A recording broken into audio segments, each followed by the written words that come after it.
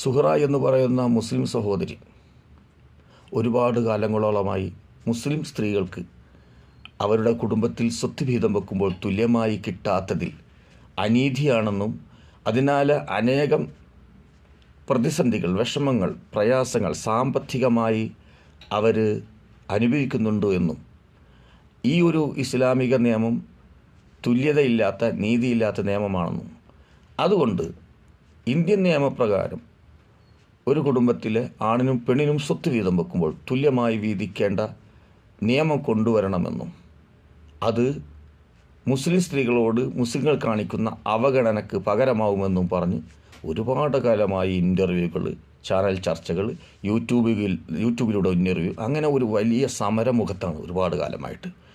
ഇപ്പോൾ ഏതായാലും അവർ നിരാഹാരത്തിന് തന്നെ തീരുമാനിച്ച് യാത്ര തിരിച്ചതാണ്. 1.5 ദിവസം കഴിഞ്ഞപ്പോൾ നിരാഹാരം നിർത്തിയെന്ന് മാത്രമല്ല, ഈ മുസ്ലിം പെൺകുട്ടികൾക്ക് സ്വത്ത് വീതം വെക്കുമ്പോൾ തുല്യമായ സ്വത്ത് വീതം വെക്കേണ്ട സംവിധാനത്തിന് വേണ്ടി ഒരു എഴുത്തെഴുതി സുരേഷ് ഗോപിയെ ഏൽപ്പിച്ച് അത് പാർലമെൻറ്റിൽ അവതരിപ്പിക്കാം എന്നുള്ള വാക്കിൻ്റെ പുറത്ത് നിരാഹാരം നിർത്തി.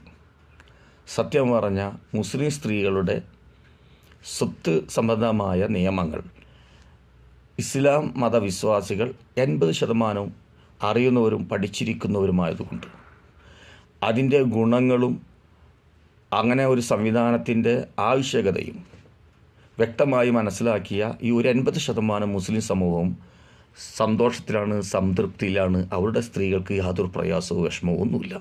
എന്നു മാത്രമല്ല, സ്ത്രീകൾക്ക് സ്വത്ത് അവകാശം കൊണ്ടുവന്ന യഥാർത്ഥ മതം തന്നെ മുഹമ്മദ് നബി കൊണ്ടുവന്ന ഇസ്ലാം മതമാണ്.